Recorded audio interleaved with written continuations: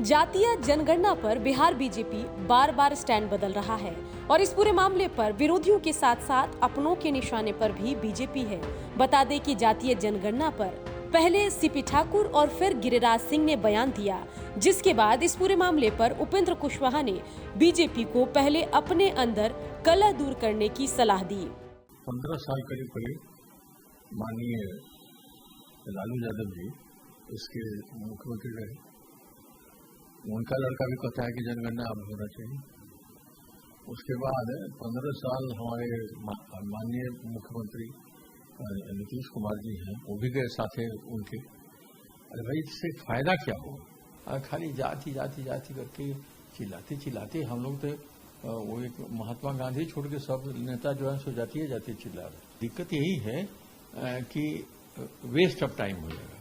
लेकिन भारतीय जनता पार्टी के अंदर ही जो कन्फ्लिक्ट है, अब भारतीय जनता पार्टी को चाहिए कि उस कन्फ्लिक्ट को दूर करें, क्योंकि उसमें बड़ा हिस्सा है जो इस राय का है कि जातीय गणना होनी चाहिए।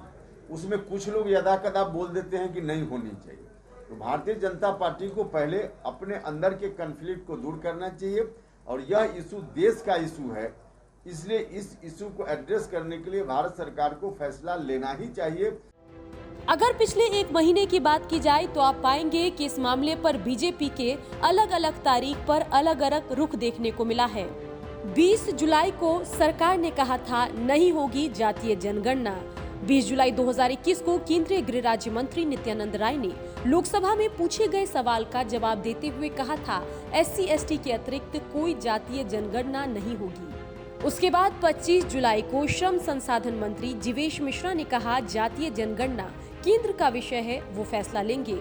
उसके बाद 26 जुलाई को बीजेपी विधायक हरिभूषण ठाकुर ने कहा जातीय जनगणना समाज को बांटेगा।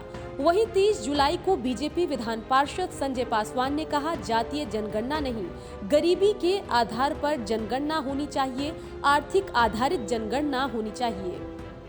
1 अगस्त को बीजेपी प्रदेश अध्यक्ष संजय जायसवाल ने कहा केंद्र सरकार को इस मामले में निर्णय लेना चाहिए, इस विषय पर विस्तार से चर्चा होनी चाहिए।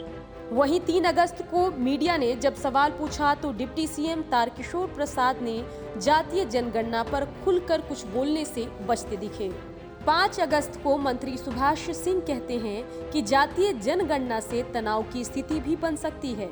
वहीं 10 अगस्त को मंत्री नितिन नवीन ने कहा कि मांग करने वाले सिर्फ अपनी राजनीति कर रहे हैं, मामला केंद्र के पास है और केंद्र अपनी स्थिति स्पष्ट कर चुका है। 10 अगस्त को मंत्री नीरज सिंह बबलू ने कहा कि जातीय जनगणना से पहले सीएम को जनसंख्या नियंत्रण कानून बनाने को लेकर काम करना चाहिए। 12 अगस्त को मंत्री राम सूरत राय ने कहा जातीय जनगणना कराई जानी चाहिए। 19 अगस्त को डिप्टी सीएम तारकिशोर प्रसाद ने कहा बीजेपी को जातीय जनगणना से कोई ऐतराज नहीं है। 22 अगस्त को पीएम से मिलने वाले सीएम के प्रतिनिधिमंडल में बीजेपी के नेता जनकराम शामिल हुए। 22 अगस्त को राज्यसभा सांसद सुशील कुमार मोदी ने कहा बीजेपी कभी जातीय जनगणना के विरोध में नहीं रही। फिर 25 अगस्त को पूर्व केंद्रीय मंत्री सीपी ठाकुर ने कहा जो लोग प्रधानमंत्री से मिलने गए वह सिर्फ राजनीति कर रहे हैं, यह जातीय जनगणना बेकार की चीज है, इसे नहीं करना चाहिए। फिर 25 अगस्त को केंद्रीय मंत्री गिरिराज सिंह ने ट्वीट करके सीपी ठाकुर के बयान में हाँ में हाँ मिलाया और कहा कि जनगणना समाज हित में हो, राजनीतिक हित में नहीं। तो देखा आपने कि पिछले कुछ दिनों से कैसे बीजेपी जाति आधारित जनगणना पर लगातार अपना स्टैंड बदल रही है। अब गेंद केंद्र के पाले में है, देखना है कि केंद्र सरकार इस पर क्या फैसला लेती है। बिहार की खबरों के लिए आप देखते रहिए बिहार तक।